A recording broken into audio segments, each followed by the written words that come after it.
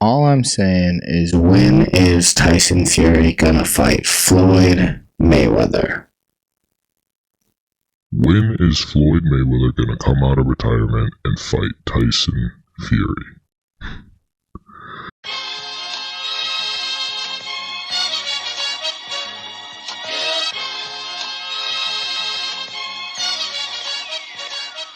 What's up, guys? This is Tanner Talks. My name is Tanner. Thank you very much for tuning in.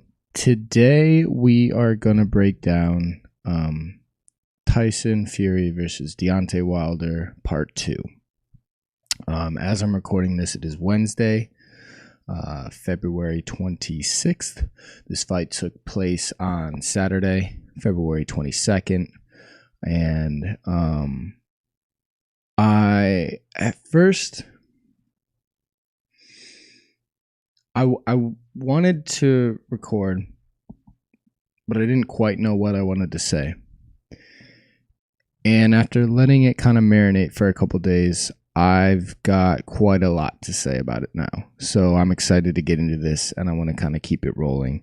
I will say, leading up to this fight, I don't know what I felt like the hype kind of was missing a little bit.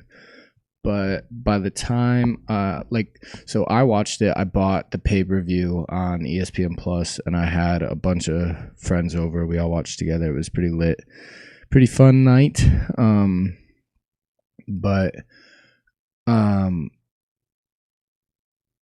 I didn't get hyped for it until watching it that night, and they were kind of in between some of the earlier fights, they were replaying the original fight, and then I was like, oh shit, it's real, we're doing it. But prior to that, I don't know, the hype just wasn't there. I feel like the marketing on this rematch was not as good as it could have been. But so, like I said, I got a lot to say, so I kind of want to get right into it. But I think that, the most intriguing part of this fight is that it's always fascinating when we get this fight where we have two clashing styles. Those are the most interesting fights to us because we don't know how it's going to turn out. We don't know what cancels out what. So, a good example of this, Conor McGregor versus Khabib Nurmagomedov.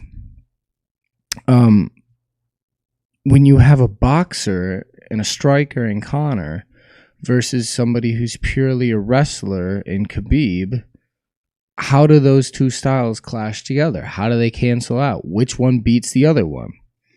That's kind of something similar to what we're looking at here with Tyson Fury versus Deontay Wilder. How does a purely power striker and a knockout artist like Deontay Wilder match up against somebody who's the most technically skilled and technically gifted boxer in the heavyweight division in Tyson Fury?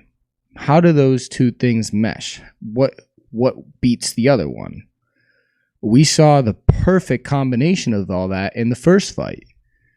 You saw somebody who won 10 out of 12 rounds in Tyson Fury by some of the most skillful heavyweight boxing you've ever seen, versus somebody who knocked him down twice and kind of realistically knocked him out in that 12th round. It was a miracle that he got up. Nobody to this day knows how he got back up. So that's why this is such an intriguing fight. Not to mention, both of them are undefeated. So that, to me, is why this was such an intriguing fight. It's always really fun when you get those two clashes of styles that mix together. You want to see how that turns out. We got to find out how it turns out. Tyson Fury beating Deontay Wilder by 7th round TKO. His corner threw in the towel. Ref called it off. We're going to get into all that.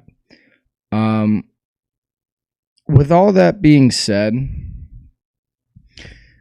after this fight, after we witnessed that outcome, I was talking on the phone with my dad the next day, and I was just telling him like how the night went. Like, yeah, I had a bunch of people over, we watched the fight, and he was like, oh, you know, how was it? He didn't watch it. He's not into it. Whatever. He was like, I don't know. Like, was it a surprise? Who won? Was it you know, not expected or whatever? And I kind of didn't know how to answer that question, because I told him like, yeah, I guess technically the underdog won, because Tyson Fury was technically the betting underdog. But when you look back at it, like in hindsight, I felt kind of, not because I didn't make those odds, but like it felt kind of like it wasn't surprising. Tyson Fury just did a really good job of kind of bending and twisting the narrative and hiding the fact that he was going to win this fight. You know, if you look at all the rumors, there was rumors about his ankle. He had an ankle injury going into the fight. He came in 273 heavier than ever. Well, not heavier than ever, but significantly heavier than the first time they fought. And everybody's thinking, oh, that's everyone's saying the added weight for Wilder is good, because Wilder came in 231, his heaviest that he's ever weighed, and everyone's saying that added weight is good, but that added weight for Fury is not good. Man, did they all turn out to be wrong. We'll get into this later, but the way that Tyson Fury used that weight to his advantage on Deontay Wilder was just brilliant. The way that he weighed down on him every single time they tied up in the clinch was beautiful, what he was doing, if you paid attention to it. So I think we shouldn't have been surprised at this outcome. And to me, I was kind of one subscribed to the theory before this fight of like, I was all in on Deontay Wilder. I was like, this man, he's going to knock him out. Fury's got a different trainer. There's rumors of an injury. He's heavier, which means he slacked off. All of it was wrong. All of it was wrong. And that was brilliant play on Tyson Fury's part, to the way that he manipulated that weight and the game plan that he came in with was purely brilliant. And nobody believed him when he said, I'm going to come in there and knock out Deontay Wilder. Now, I believed that he thought he was going to do that. When he said, I'm going for the knockout, I believed that he was actually going to go for the knockout. Did I believe that he could get it? Not really. I was wrong. I called, my prediction for the fight was a 7th round knockout by Deontay Wilder. I got the round right, so I was pretty proud of myself for that. It was the 7th round, but I got it way backwards. Way backwards. So I heard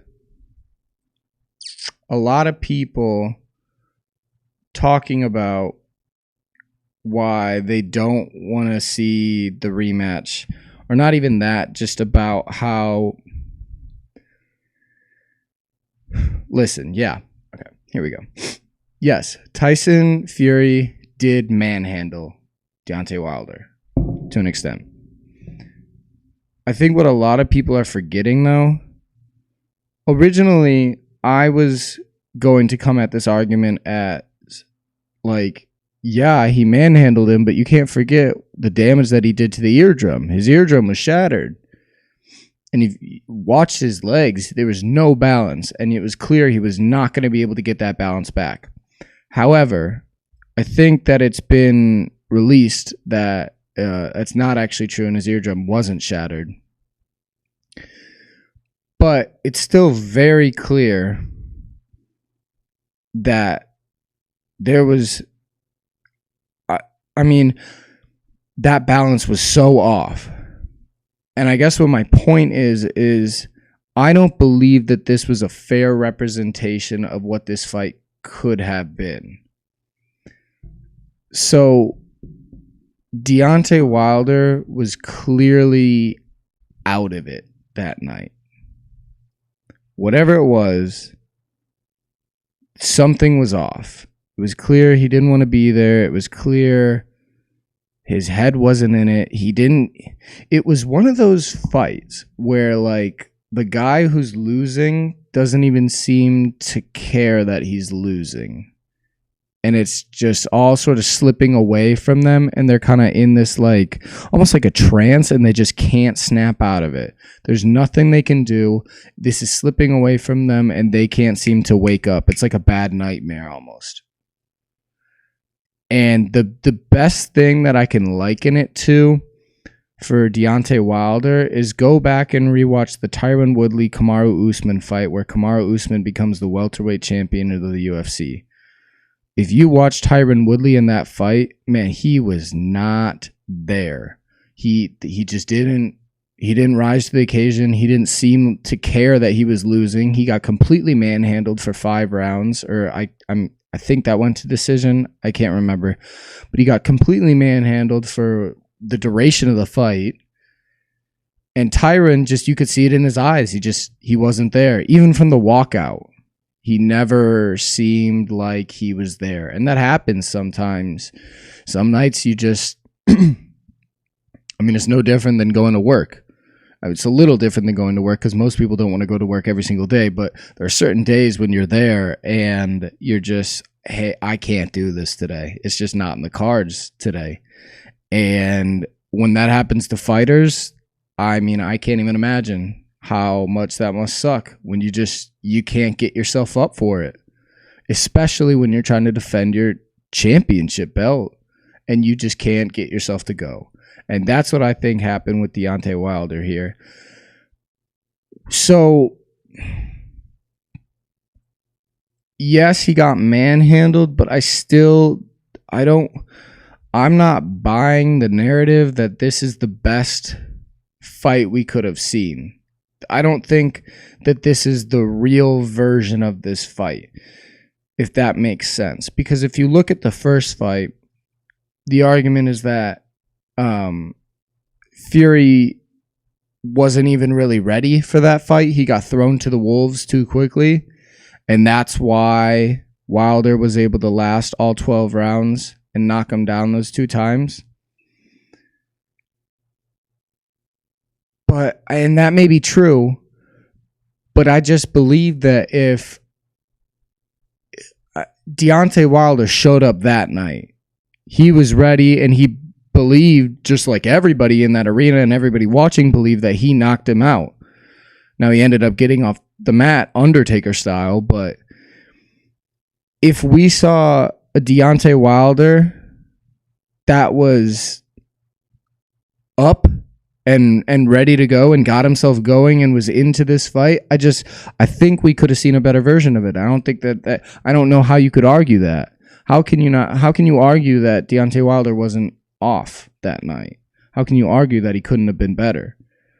And you can kind of see it even in his, well, you can't really see his eyes in his walk up, but if you see it like when they're taking the mask off, and we'll get into the costume in just a minute, but when they're taking the mask off, he didn't look there. You can see it in his eyes. He didn't look like he cared, to be honest. So I'm not 100% opposed to the rematch.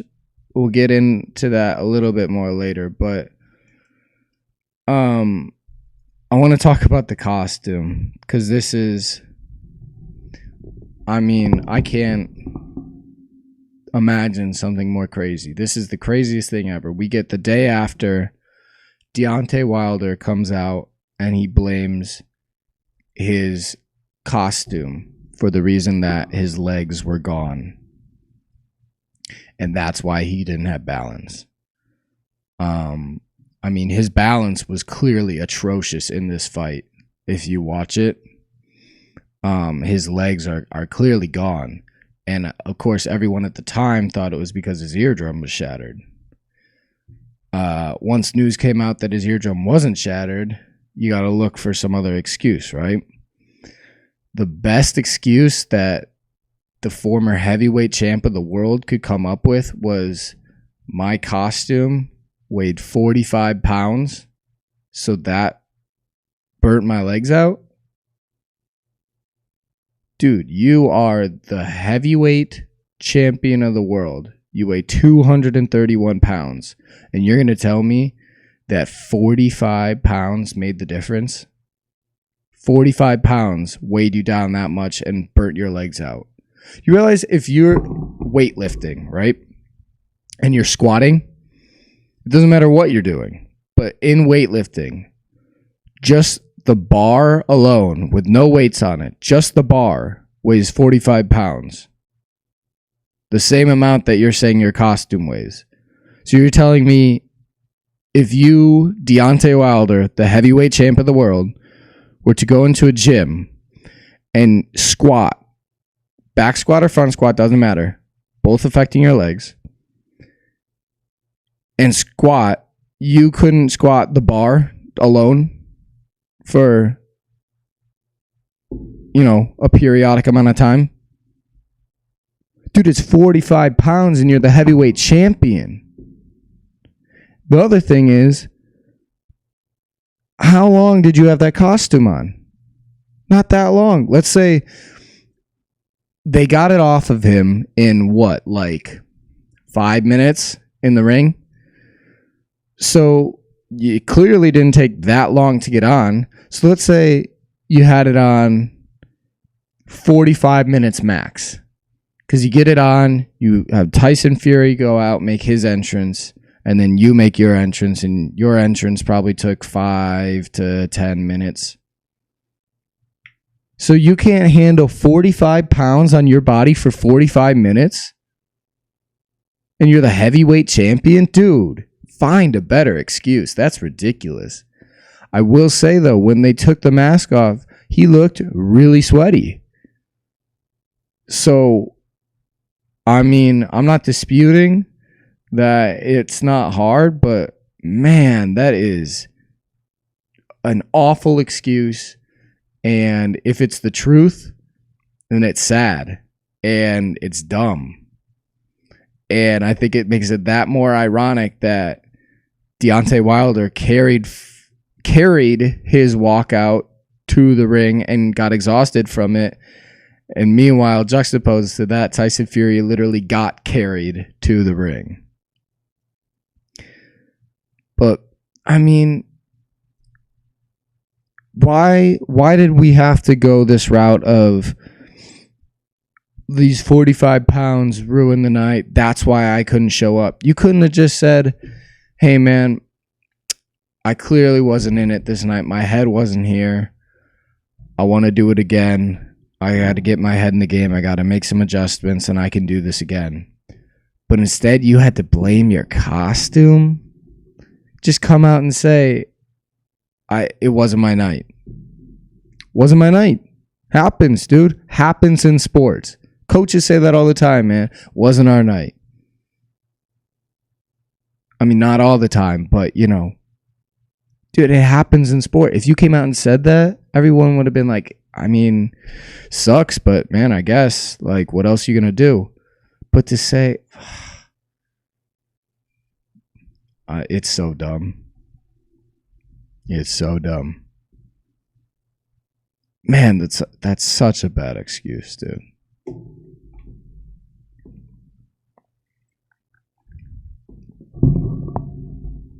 Such a bad excuse. So, round 7.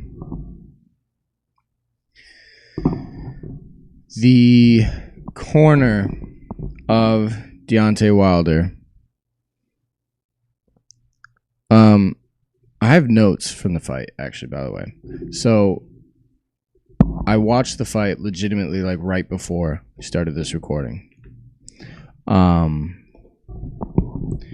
And I mean, kind of similar to what we did with the Jones-Reyes thing. I took some notes, but not entirely similar because I wasn't really scoring this one like I did with that one. But so round 1, I had good head movement for Wilder. He's moving backwards a lot. Tyson's the aggressor. He's staying true to his word that he's really going to try and knock him out. Legs were Deontay Wilder's legs are kind of always a little bit weird, but obviously you're gonna hyper focus on the legs in rewatching this fight, knowing what you know now. So I don't want to judge it too much, but so round 2, even exchanges round 2. But Fury probably, it's probably still a 10-9 still, but even exchanges, everything, nothing crazy yet. Round 3 comes knockdown number 1. And there's a lot of controversy on this. A lot of people are saying it was to the back of the head. Disagree. Watch the punch. I mean, it hits about, like here, maybe, like right at the ear. But the thing is, this argument of punches to the back of the head bothers me. What are you to do? Like, what are you supposed to do if I'm throwing a punch and my opponent ducks and I happen to then it's similar to the argument in football of like, if I've already launched myself at the quarterback and then he throws, how am I supposed to stop myself in midair and not hit him? You can't. It's no different than if I throw a punch and you slip your head and then I happen to connect in the back of your head. What am I supposed to do? There's nothing I could do to it. So yes, there's a difference between if you throw a punch blatantly to the back of the head, but if your opponent ducks down and then you happen to connect with the back of the head, what do you guys want? I mean, what do you want? So I didn't really have a problem with it. But it's the first knockdown of the fight, round 3, and then he kind of like fell again. He almost kind of wrestled Fury down. I mean, it's clear that first knockdown got to him. Round 4, he slips again. This is when, if you go back and you watch this fight and you watch round 4, watch the brilliant job that Tyson Fury does of using his weight on Deontay Wilder. You will see every single time that they clinch up, Tyson Fury is on top of him and just manhandling him, putting that weight on him, is a brilliant job. Round 5, knockdown number 2 off of a body shot. Man, round 5 is hard to watch. Round 5 is hard to watch if you're a Deontay Wilder fan. Honestly, this is the first round that I would say that you could throw in the towel if you're the corner. You could have done it. The round 5 was also the point deduction for Fury. Made sense. Kenny Bayless was the ref. And he told them on multiple occasions, hey, both of you have to listen to me better about breaking when I say break and no punches after the break.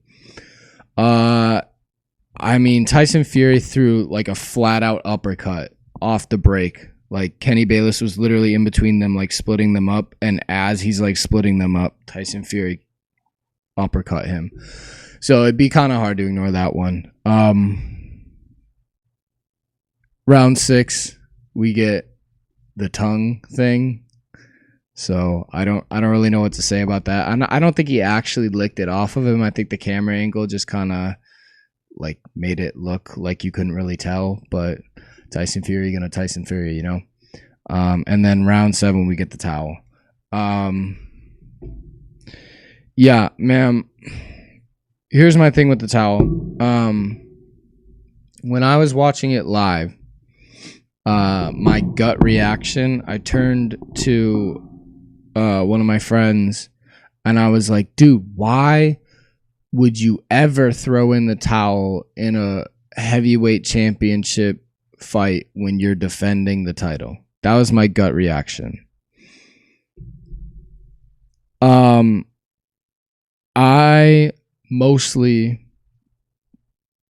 like 90% disagree with myself now. Like I said, they could have done that easily 1 or 2 rounds prior to that. Round 5 was a really rough round. you want to kind of give him a little bit of time to kind of, once you get through that rough round, you want to kind of see if your fighter can recover. And then once they've recovered, see if, you know, what's going on.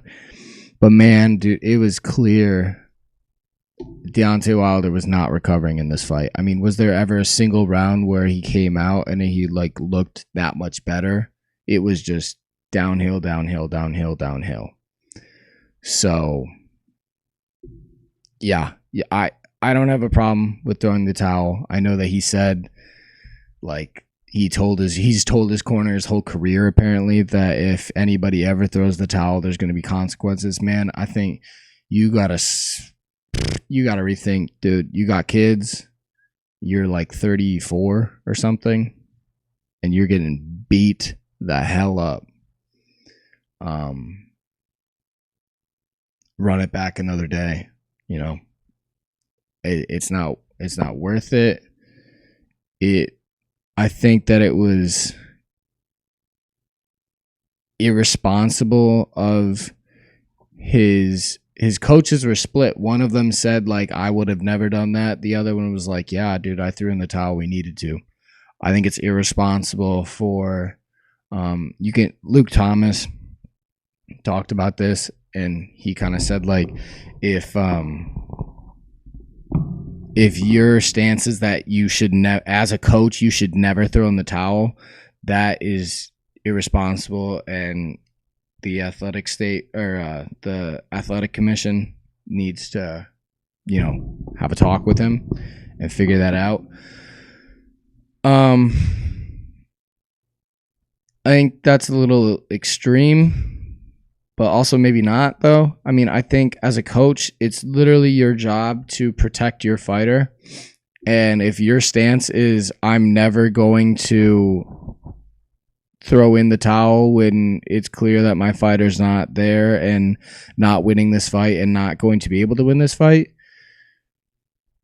then, I mean, you gotta know, as a coach, you gotta know when to throw in the towel. The answer shouldn't be, we never throw in the towel. Man, there's times, and that was one of the times to do it. So, yeah, I didn't have a problem with it. Originally, I did. Not a problem, but I was just, like, surprised. Now, looking back on it, man, it made sense, and you could have even done it earlier. So, going back to when they took the point from Fury, there was something I came across on ESPN Ringside on Twitter, and it was Deontay Wilder complaining about referee Kenny Bayless. And I want to read this quote. It says, I don't understand certain things that Kenny Bayless was doing because he came in the back room for the final instructions and looked me in the eyes, and he said that he would disqualify me or take 2 points from me if I threw rabbit punches or punched after the break. But I guess that rule only applies to me because my opponent did that all night long. Dude, they literally took a point from Tyson Fury for doing that, and you didn't have any points taken from you. I don't understand what your point is here. You're complaining about he was doing this, and they told me they were going to take a point from me for doing this. They literally took a point from him. What is your point? Man, I know Deontay Wilder got beat in the head for 7 rounds on Saturday night. But the arguments that he is giving for reasons why he lost, or not even reasons why he lost, but just arguments about this fight, make no sense. How can you complain about the rest told me he was going to take a point from me if I did this, but my opponent was doing it? Yeah, dude, guess what? You took a point. So what else do you want? That comment, I just had to include that because that made no sense to me. I don't understand what your point is. I don't understand what you're arguing. You got to come up with better arguments, dude. So we're at this point now where do we go from here? Do we get Wilder Fury 3 in the summer? People have very mixed feelings about this rematch. You know, do you want to see it, or are we going to get the same beatdown or maybe even something worse than what we just saw? Like I said earlier, I'm not opposed to it, but man, I know that there's no way to ensure this, but I would pray to God that if we see this, I hope we get a Deontay Wilder that shows up that night. You know what I mean? I want Bronze Bomber, not, you know, Deontay Wilder in a shell. You know, if we could get Bronze Bomber versus the Gypsy King, I'm in. If we get the Gypsy King versus just whatever we saw on Saturday, you know, a Deontay Wilder that didn't want to be there, that didn't seem to care all that much. Nah, I don't think it'd be a good idea for a rematch then, because then you're just risking the health of, you know, a dad. So, but that's probably what we're going to get, though, because he's got this rematch clause in his contract. So, I mean, as much as some people don't want it, I think that's what we have to accept, that we're probably going to get. The other option is, you know, everyone's ready for Tyson Fury versus Anthony Joshua, the two greatest British heavyweight boxers.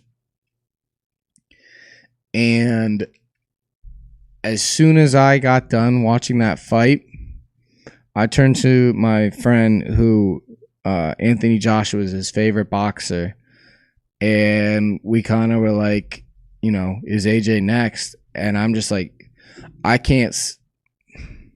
It's hard to see Fury not rolling over AJ. You know, it's hard for me to imagine that Fury doesn't do something similar to what he did to Wilder on Saturday night to Anthony Joshua on any given night. But man, would that be fun though, to do that in Britain at, you know, Brendan Schaub was talking about that they don't have a stadium big enough in Britain to hold that event. And I mean, that's true. He also talked about, as much as you hate to admit it, it's more fun when the champ is from across the pond, because they just care that much more. And man, it's true. It's hard to argue that. You know, this fight was in Las Vegas. There were more fans there for Tyson Fury than there were for America's Deontay Wilder. Whatever reason, Americans just they don't back their boxers the same way that other countries do. Fighters, really, in general. I mean, look at Ireland and Conor McGregor. Look at Russia and Khabib. Look at America and, I don't know, Tyron Woodley. Kamaru Usman's Nigerian. I mean, just pick an American fighter. They don't have the same level of stardom, level of fan backing than anybody else who's an international fighter. It's just not the same. But that being said, can you imagine, though, Anthony Joshua versus Tyson Fury for the heavyweight championship in front of 100,000 people in England? sign me up. You know, it is what it is, though. I mean, that's about all that I have to say on this. It was a fun fight. I enjoyed buying the pay-per-view. It's fun for me because obviously I'm super into this. What's fun for me is when there's a fight big enough that I can get my friends who don't care about this to care about it. You know what I mean? I care about this all the time. When I get other people around me that start caring about it like I do, man, that's fun. And so it was a fun night. I wish it could have been a more what do you want to say? A better contest, a closer fight. But man, did Tyson Fury prove everyone wrong, huh? Everyone was doubting him. Everyone thought that his game plan was dumb. He was doing the wrong things. He proved everyone wrong, myself included.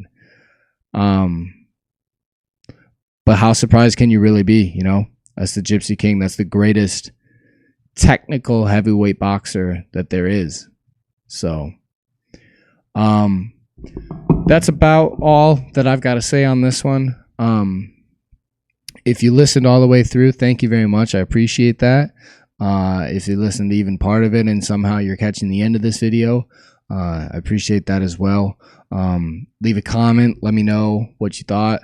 Trying to, like I've said before, I'm trying to do more and more of these, trying to see, you know, anything that I feel like I have a good amount of substance that I can talk on. I'm gonna try and be doing an episode on.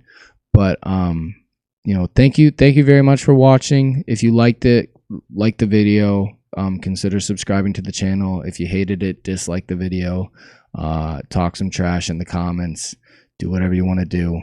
But thank you very much for listening. For now, this is Tanner Talks. I'm Tanner, and I'm done talking.